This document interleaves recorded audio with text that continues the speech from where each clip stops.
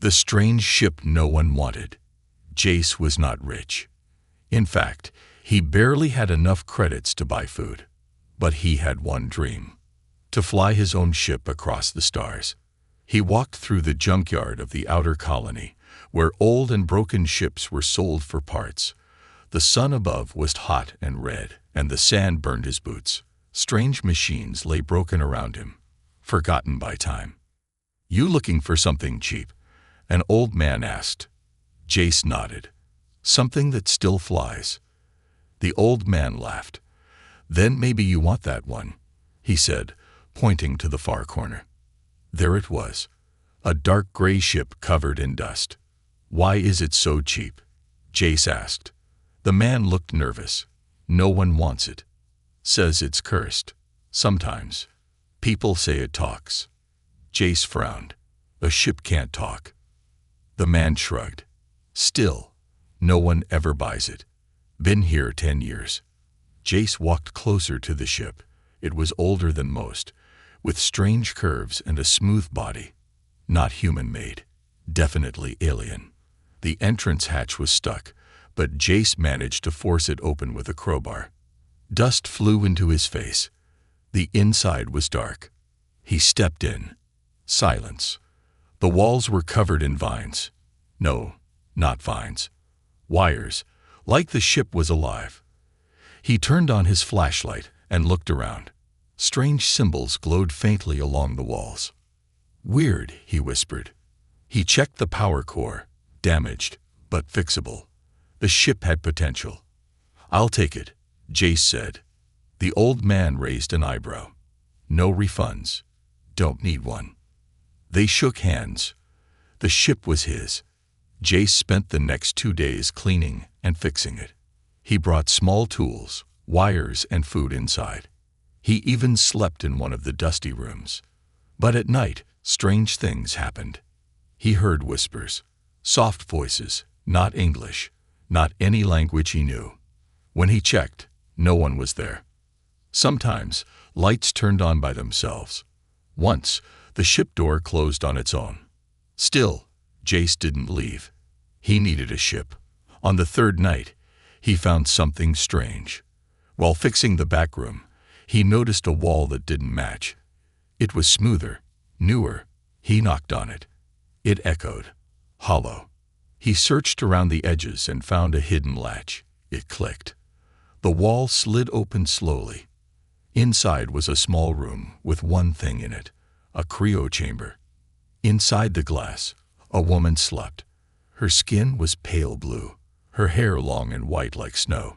She wore a silver suit, and strange tattoos glowed on her face. Jace tipped back, shocked. "What?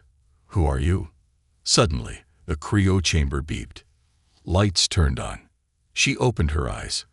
Glowing green eyes stared straight at him. She gasped. Then she smiled. "You came," she whispered, her voice weak but clear. "What?" Jace blinked. "You are mine," she said softly. He froze. "What do you mean?" The cryo chamber opened with a hiss. Steam filled the room. The woman stepped out slowly, her legs shaking. Jace caught her before she fell. She looked up at him with tears in her eyes. "I waited for you. So long." "Who are you?" he asked again. "Alara," she said. "Your mate." Jace laughed nervously. "This must be a mistake. I'm not anyone special." Alara placed her hand on his chest. "Your touch woke me. Only the chosen one could. The bond has started." He didn't understand. "Look, I just bought this ship. I don't know anything about you or this bond." Alara looked around the ship and frowned. "They tried to erase me, hide me, but now you're here, and I am yours." "You don't belong to anyone," Jace said quietly. She smiled. "Then you are different. That's why the ship chose you." Before he could speak again, the ship lights flickered. A voice, soft, strange, came from the walls. "Bond confirmed," it said. "Unit activated." Jace stepped back. "What's happening?" Alara stood tall now, stronger, her body healing quickly. "We are one now," she said. "They will come for us. But I will protect you." The ship door locked itself. Engines hummed for the first time. Outside, in the distance, something watched from the sky. And it had just started to move. Her people want her back. The next morning, Jace woke up inside the ship, still half thinking last night was just a strange dream. But it wasn't. Alara was standing by the main console, watching a glowing screen filled with alien symbols. Her long white hair moved gently, as if touched by a soft wind, though the air inside the ship was still. She turned and gave him a quiet smile. "You're awake, my mate." Jace rubbed his eyes. "Yeah, still trying to understand all this." He looked at her. "You were frozen in that pod. For how long?" Alira's face became sad. "Many lifetimes have passed. I was placed in cryo-sleep during the fall of my people. I don't know how many years, but from the stars outside, I can tell it has been long." "And you think I'm your mate because I woke you?" She nodded. "Not just anyone could wake me.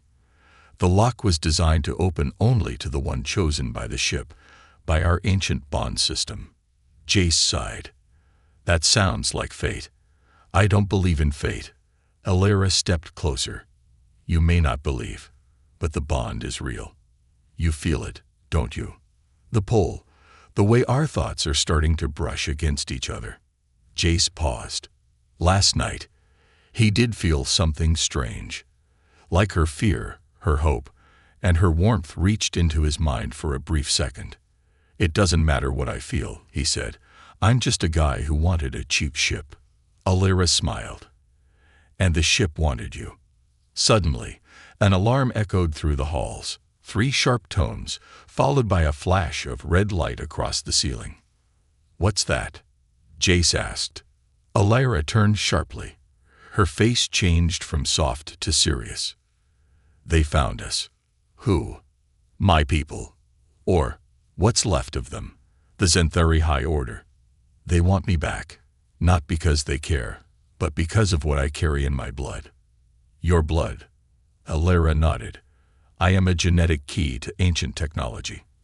My DNA opens vaults, awakens warships, and starts machines that even now your kind has never seen. They will not allow me to stay free." Jace looked at her. "Then why did they freeze you?" "Because I refused to be used," she said, her voice sharp now. "They wanted to force a bond with a warrior prince, one I didn't choose. I escaped and hid myself in this ship with help from rebels. And I waited. The ship locked me away, waiting for someone worthy." He took a deep breath. "And now you're saying I'm that someone." She walked to the console. Her fingers danced over the glowing controls. "They're scanning this sector. We must leave before they arrive." Jace stepped back. "Wait. I can't just leave. I don't even know how to fly this thing yet." "I'll guide you," she said, "but you must trust me." Before he could answer, the ship shook. A deep hum filled the air, followed by a soft voice from the walls. "Foreign scan detected. Cloaked probe within 50 meters." Jace ran to the window and looked out. Nothing was there. "It's invisible," Alara said. "They're watching." "Why not attack?" "Because they're waiting to see if the bond is real." She looked at him. "If it is, they'll try to take me by force. And you, they will remove." His stomach turned. "Remove? As in?" "Yes," she said. "Dead or erased. I will not allow it." Jace grabbed a wrench and looked at her. "I'm not sure what I'm doing here, but I'm not leaving you behind either." Her eyes softened. She took his hand. "Then we are together." Just then, a loud thud shook the ship. They both turned. A small flying drone had landed on the hull, its long legs clicking as it crawled like a spider. Red lights blinked from its eye. "It's scanning the bond," Alara said, "testing if you are truly connected to me." "And if it thinks we're not?" Jace asked. Alira's eyes burned bright green. "Then it will attack you." The drone emitted a sharp sound. Jace grabbed a loose cable and prepared to swing. But Alira raised her hand. Her skin glowed. The tattoos on her face lit up. With a whisper in her native tongue, she fired a blast of blue light. The drone exploded, burning in the air. The ship's voice echoed again. Tracking beacon detected. Multiple vessels inbound. Jace looked at her. We're in trouble. No, Alira said calmly. We're just beginning. The screen showed 3 enemy ships entering the system. One of them was a large cruiser with the Zenthari royal symbol. Alira stared at it with a hard face. They sent him. Who? General Therek, the one they wanted to bind me to. If he finds us, he will claim I'm his by blood right. Jace clenched his fists. You're not his. You're your own person. Alira looked at him, eyes wide. Those words, no one has ever said that to me before. The lights flickered. The engines of the ship hummed stronger. Then let's fly, Jace said. Show me how. She moved fast, fingers on the controls. The ship began to rise, dust kicking up below. The moment they left the ground, 3 red beams shot through the sky behind them. Enemy fire. Jace sat in the pilot's seat, heart racing. I really hope this thing still knows how to fly. Alira smiled, placing her hand on his shoulder. It does, because now it's awake, and it remembers us both. As the stars opened up before them and lasers flew past the windows, Jace realized something. His life was no longer small. He wasn't just some poor human anymore. He was part of something bigger now, something dangerous, wild, and maybe even beautiful. And the alien woman beside him had chosen him. But far behind them, the royal ship gave chase, its weapons glowing with ancient fire. And deep inside it, General Therek spoke a single word. Bring her back. Kill the human. The mark of the chosen. Jace didn't sleep that night. Not because he wasn't tired, but because his hand was glowing. Right in the center of his palm, a strange mark had appeared, faint at first, but now pulsing softly with blue light. He stared at it in the dark cockpit, unsure what it meant. It didn't hurt, but it felt alive. When he closed his eyes, he could feel something inside the ship, like it was watching him, breathing with him. He looked over at Alira. She was sitting cross-legged beside him, her eyes closed in meditation. You okay? He asked softly. She opened her eyes slowly. Yes. And you? He showed her his hand. This happened after we flew. After you touched me. Alira leaned forward. Her face grew serious. She reached out and placed her fingers gently over the glowing mark. The bond mark, she whispered. I thought it would take longer. What does it mean? It means the connection is forming. Your body is changing. Jace pulled his hand back, alarmed. Changing into what? Not into me, she said quickly, but closer to me, closer to the ship. Your mind and body are sensing with systems made to respond only to Zenthari, or their chosen mates. So the ship is now listening to me. Yes, and not just the ship. Old machines hidden across the stars might answer you too, just like they would for a royal. Jace ran a hand through his hair. This is too much. I'm a human. I fix things. I fly ships. I don't become chosen ones. Alira gave him a soft smile. You didn't choose the bond. It chose you. And now others will sense it. He blinked. Others. Before she could answer, the ship's voice echoed through the chamber. Warning. Cloaked vessel detected. Location. Orbit path Beta. Alira stood quickly. They followed us. Jace jumped up. Didn't we lose them in hyperspace? They're using royal tracking systems. They can feel me. Through the bond. You mean, through me? She nodded sadly. Yes. They rushed to the control room. Alira's fingers danced across the console. Her hands moved with speed and grace, like she had done this 1,000 times. Jace watched the screen light up with a star map. A red dot was blinking fast. We have 10 minutes, she said. Maybe less. Can we outrun them? Not anymore. They'll pull us out of hyperspace if we try again.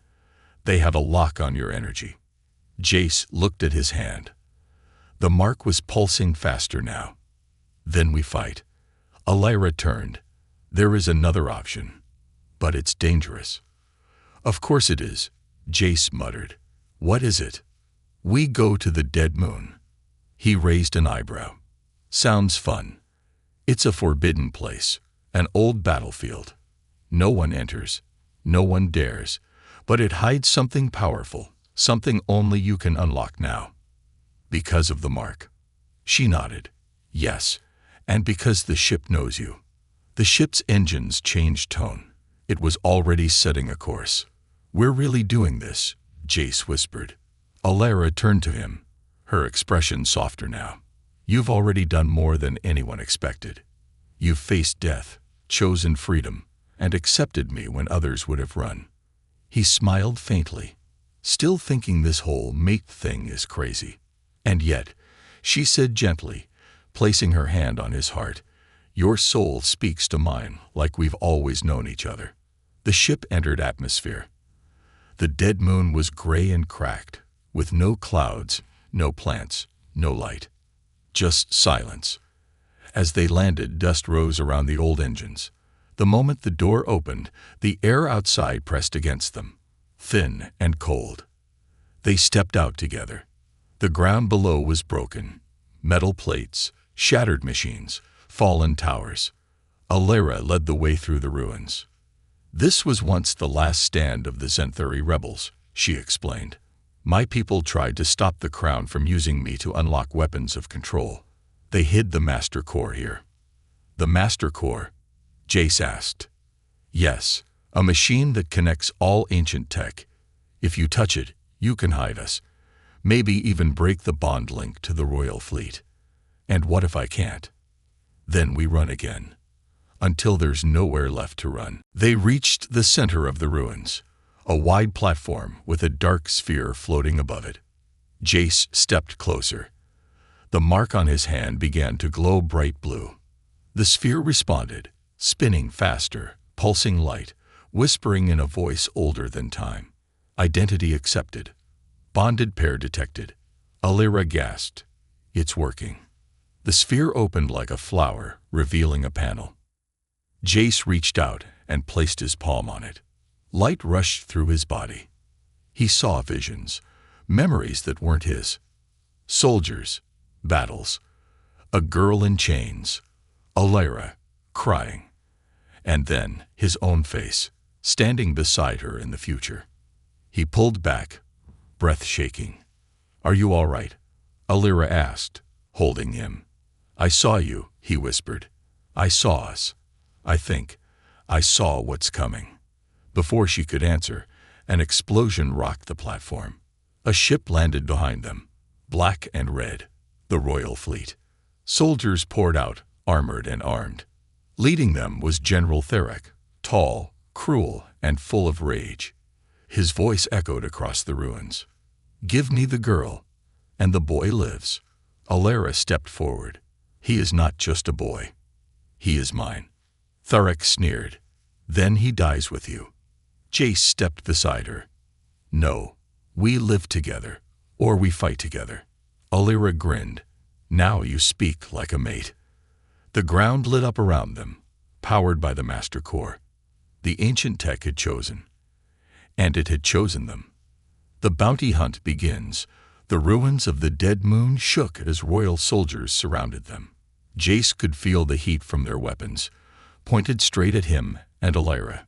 The glowing mark on his hand pulsed like a heartbeat. He stood shoulder to shoulder with Alyra, facing the enemy without armor, without real weapons, just a wrench in one hand and fire in his chest. General Theric stepped forward. He wore black armor with silver symbols. His face was sharp and cold, eyes full of pride. Alyra, he said, voice deep like thunder. You were mine by law, and you ran like a thief. Alyra raised her chin. I was never yours. Not by law, not by bond, not by choice. Theric's lip curled. And now you belong to this human. Jace stepped forward. She doesn't belong to anyone. Thorak tilted his head. You have no idea what you've stepped into, human. She carries the royal codes in her blood. She was built to unlock galactic power. And you're just in the way. He snapped his fingers. The large hunter-class soldier moved forward. This one wasn't like the others. It stood nearly 7 feet tall, with red armor and a visor glowing like fire. Bring me the human. Don't kill them. Yet, Thorak ordered. The soldier charged. Alyra reacted fast. She pushed Jace aside and slammed her palm into the ground. Alien symbols lit up beneath her feet. The old Zenthuri tech responded. From beneath the dust, ancient pillars rose and fired beams of blue light toward the attacker. The hunter dodged and rolled, fast, too fast. Then it leaped. Jace grabbed a fallen shield and blocked the hit just in time, but the force threw him back. He hit the ground hard. Stars danced in his vision. Alyra screamed his name. The hunter stepped over Jace, raising its energy blade. But then the core mark on Jace's hand flared. The old moon tech lit up. A pulse exploded from the ground, knocking the soldier backward with a shockwave. Alyra rushed to Jace's side. You awakened the defense grid. I didn't mean to, he groaned. You don't have to. The core knows your heart. Soldiers began to fall back as more defenses activated. Old turrets, invisible shields, drones rising from the ground, machines that had slept for centuries, now awake because of Jace. Thorak looked furious. You don't even know how to use it, boy. Maybe not, Jace shouted back, standing up, but it knows me. And it doesn't like you. He turned to Alyra. Can this place hold them? No, she said, eyes scanning the battlefield. They'll adapt. And soon, they'll send more. Then we need to run. Back to the ship. If it still flies. They ran. Laser fire chased their heels. The moon itself seemed to shift to protect them. Walls rose behind them, sealing off soldiers. Alyra moved like a shadow, graceful and sharp. She pulled a small weapon from her belt and covered Jace as he moved. When they reached the ship, it was already active. Engines glowing, lights flashing. The ship senses danger, Alyra said. It's preparing for launch. They jumped inside. Jace took the pilot's seat. I hope it still trusts me, he muttered. The console lit up. Pilot accepted. Core bonded. He smiled. Okay, here we go. The ship lifted just as enemy fire struck the ground where they stood. Thorak's voice echoed through the comms. You can run, but you can't escape your fate. She is royal property, and you are nothing. Jace stared at the screen. Then at Alyra. Is he right? He asked quietly. Alyra touched his shoulder. No, you're everything the crown fears. Someone free. Someone who chose me without chains, without law, without bloodlines. The ship soared into space. Behind them, 3 royal cruisers gave chase. The hunter had placed a tracker on the hull. Jace could see the blinking dot on the radar. They're not giving up, he said. Alyra narrowed her eyes. Then let's make it harder for them. She tapped a sequence on the console. Hidden thrusters engaged, and the ship jolted forward, entering a narrow asteroid field. Are you crazy? Jace yelled, gripping the controls. They can't follow us here. Not safely. He flew with skill he didn't know he had. Another side effect of the bond. Through sharp turns and falling rocks, they moved like wind through broken glass. 2 enemy ships tried to follow. Only one made it out. The other exploded against a spinning asteroid, lost in flame and silence. After minutes of chaos, they reached open space again. Jace let out a deep breath. We made it. For now, Alyra said. He's not going to stop, is he? No. Thorak is obsessed with power. And with me. If he can't have me, he'll destroy you. Great, Jace muttered. Guess we're famous now. Alyra looked at him with a sad smile. We need help. From who? From those who still remember the old ways. The rebels. They're out there, hiding, waiting. If we find them, we might stand a chance. And if we don't, then the galaxy will belong to men like Therek. Jace looked at the stars ahead. His old life was gone. No more junkyards. No more small dreams. Now he carried ancient power in his hand. Now he was hunted. Now he had her. "Let's find them," he said. Alyra reached for his hand. Her fingers were cold, but her touch was full of light. The mark between them glowed bright again. Together, they'd vanished into the stars, with bounty hunters behind them, secrets ahead of them, and a bond that even time couldn't break. Secrets of the lost empire. Jace had seen stars his whole life, but never like this. They were now far from royal space, beyond the borders, in the deep dark, where old things slept and maps ended. The ship floated through the void in silence. Just him and Alyra. Two fugitives, and a secret older than any empire. Alyra sat in the center of the ship's chamber, her eyes closed, her fingers glowing with soft light. Symbols floated in the air around her, alive and spinning. Data from the core. "You sure this is the right place?" Jace asked, looking out at the giant dead planet before them. Its surface was broken. Huge cracks and canyons slid across its crust. Its skies were full of storms that didn't move. And around its orbit, strange shapes drifted, ruins of machines the size of cities. Alyra opened her eyes. "This is it, the heart of the old Zenthari Empire, the place where it all began." "Doesn't look like much now," Jace muttered. She walked over to him and touched the glass. This world was once alive, full of voices, light, creation. But when the crown rose, they silenced everything. They erased their own past to create a new future, one built on fear. Jace frowned. "And you were part of that future. I was born into it, trained to serve, bred to obey. But my mother, she remembered the old ways. She gave me something before she died. A memory key." She reached into her suit and pulled out a crystal, small, silver, glowing faintly. "What's it do?" When placed into the cradle, it rose from the center of a massive crater, sharp and black, glowing with red lines like blood veins. "What is that?" "The cradle," Alyra whispered, "where all Zenthari knowledge was stored. The last living mind of our people." The ship landed near the base of the tower. As they stepped out, the air felt heavy, full of memories. Machines watched from the cliffs. Some moved slightly, sensing their presence. But none attacked. They knew Jace.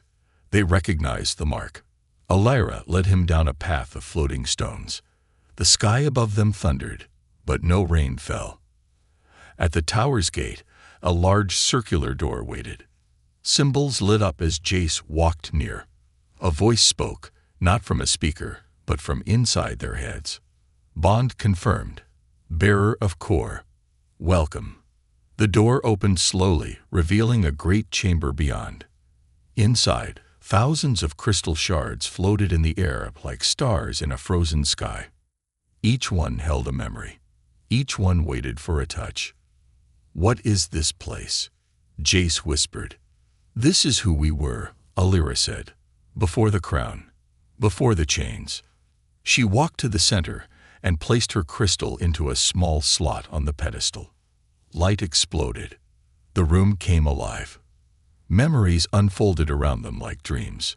Scenes of peace, of learning, of ancient voices teaching in alien tongues. Then the light turned red. The peace turned to war. Machines marched. Palaces burned. And from the fire came the first royal king. Cold, powerful, merciless. Alyra stepped back. They killed the thinkers, silenced the dreamers, only kept what served them. Jace watched as soldiers like Therek stood in rows, heads bowed, while scientists were dragged away. "They made people like you into tools," Jace said quietly. "Yes, And I was to be the final key, the one who unlocked the vault of control. And if they get you again, they'll control every ancient system. They'll rule not just now, but forever. The light changed again. It showed Jace, his face, standing before a group of alien leaders, Alyra at his side, a new banner rising behind them. "What is this?" "A possible future," Alyra whispered, seen by the cradle. "Me, leading aliens. You carry both fire and choice. The mark chose you not just because you could unlock doors, but because you could decide not to open them." A loud sound interrupted the vision. An alarm. Alyra spun around. "They're here." Jace's chest tightened. "Theric." "No. Worse." She turned pale. "The Harvesters. What are they?" "Machines built by the Crown to erase places like this. When knowledge was too dangerous, they sent Harvesters to burn history itself." The tower shook. From the sky, giant black machines descended, blades spinning, claws out, fire in their wake. "They've come to destroy the cradle." Jace looked around. "We can't stop them."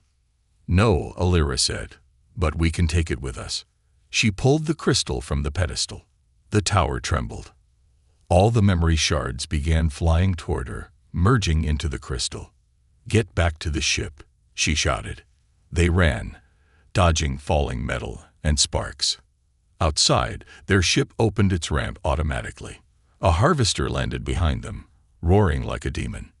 Jace turned, raised his hand. The mark flared, and a cannon from the ship responded, rising from its side and firing a beam straight through the machine's core. It exploded in flame. They leaped aboard. The ship launched. Below them, the cradle of knowledge collapsed. But the crystal glowed in Alyra's hands. She smiled sadly. "We saved the truth."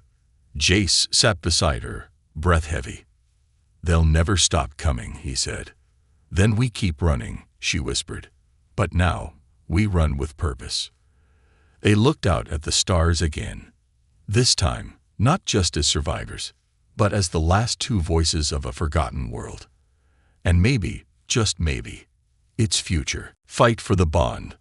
The stars looked peaceful from a distance, but for Jace and Alyra, peace had become a dream long lost. Their ship, damaged from their escape, floated silently between dead satellites and broken moons.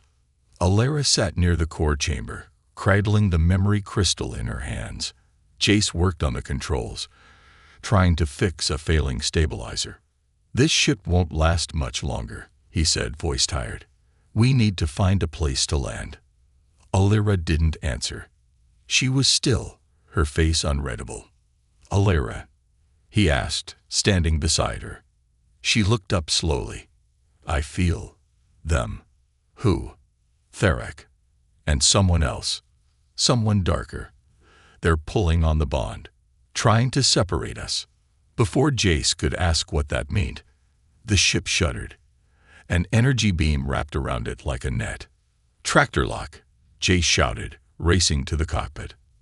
On the screen, a giant shadow appeared. A dreadnought. Royal. Black metal, sharp edges, glowing with dark red light. "We've been caught," Alyra said softly. The ship was dragged toward a docking bay. The doors opened, and bright lights poured in. The moment the ship touched the dock floor, explosive charges went off. The doors blew open. Soldiers stormed in. Jace reached for Alyra's hand, but they were torn apart. He was slammed to the ground. She was taken by force. And then, darkness. Jace woke up in a cold metal room. His hands were chained.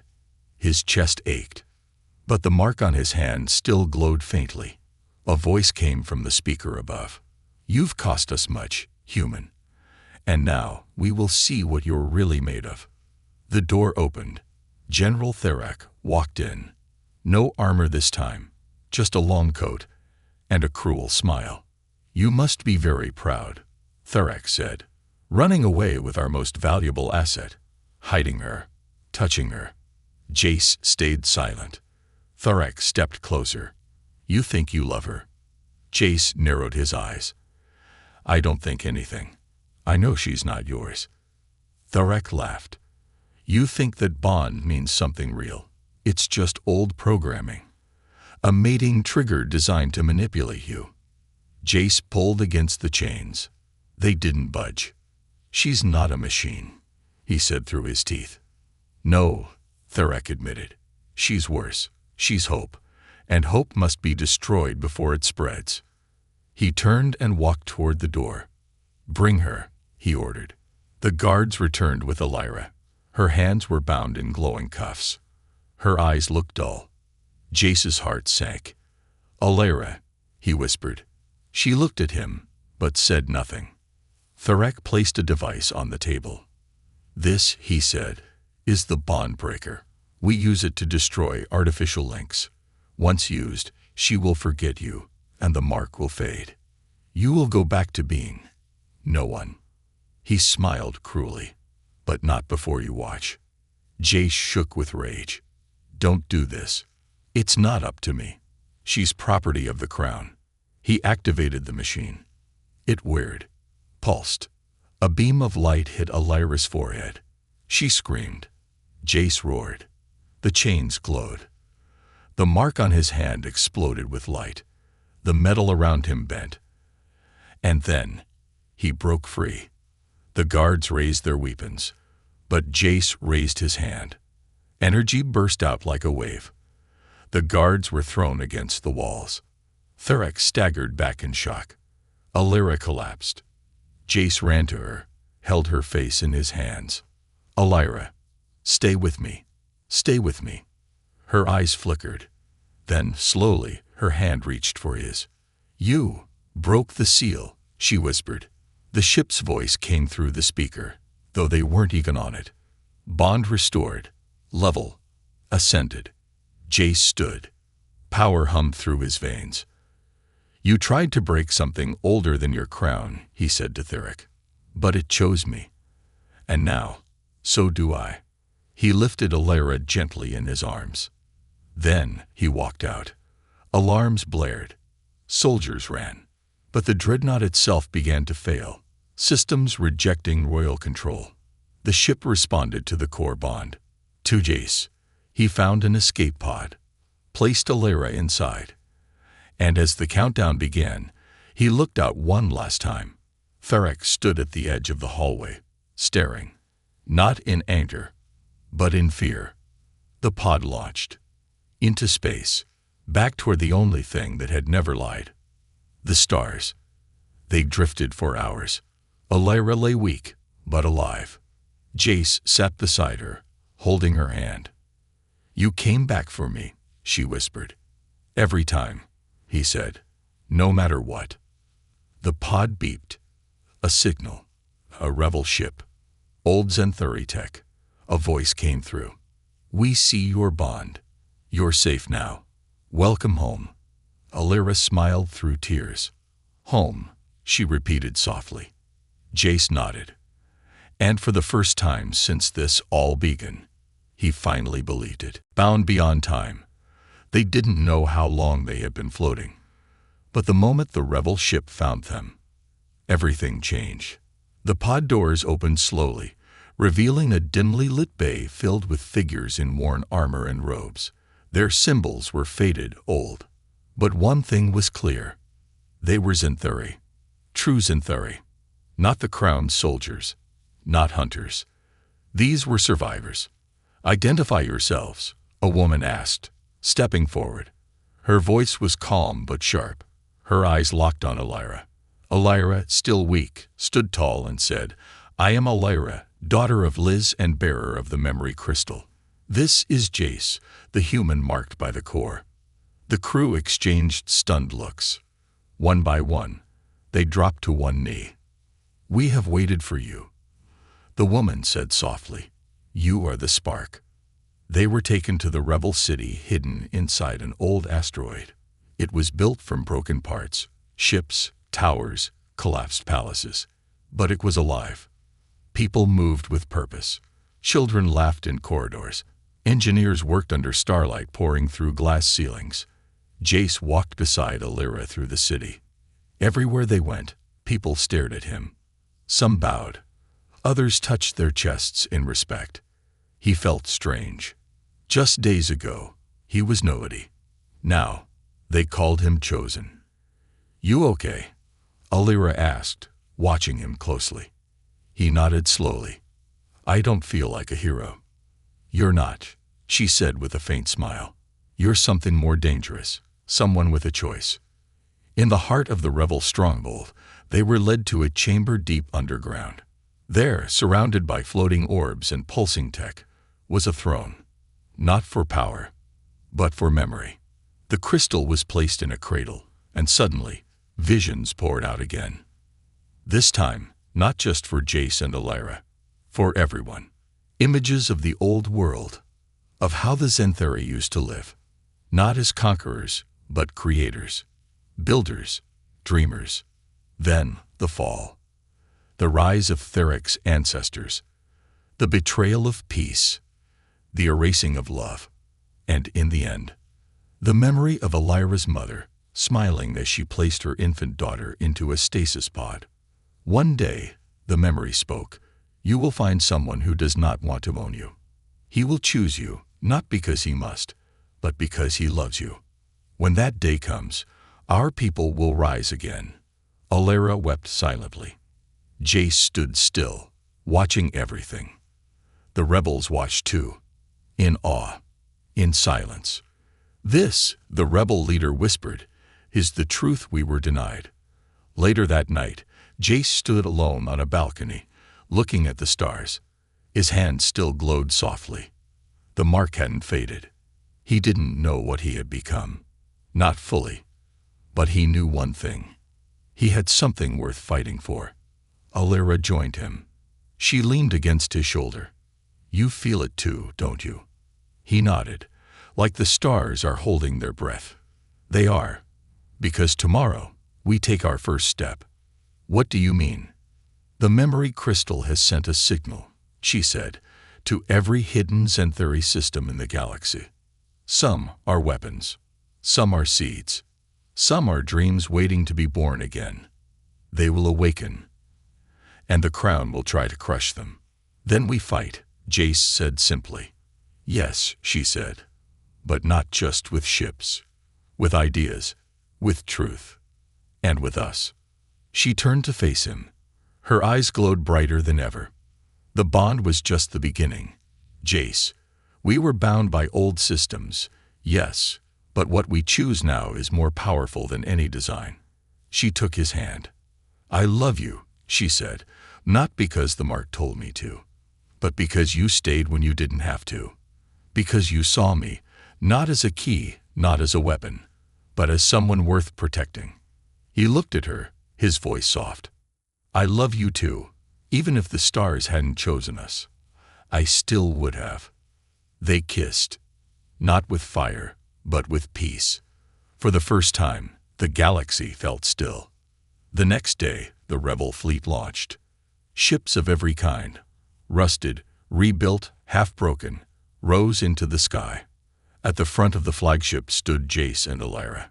He wore no crown, no medals, just a simple jacket. But the mark on his hand burned like a sun. Alira wore armor passed down from her mother's line. But her voice held something sharper than any blade. Hope. "Today," she said to the gathered fleet, "we rise not to conquer, not to take, but to remember who we were, and to show the galaxy what love looks like when it fights back." Cheers rose from every ship. Jace turned to her. "You ready?" She smiled. "With you, always." They flew toward the heart of the Crown's empire. Not as fugitives, not as tools, but as legends. And across the stars, machines whispered one name. The bonded pair. The spark that would burn the old world down and light the way for something new.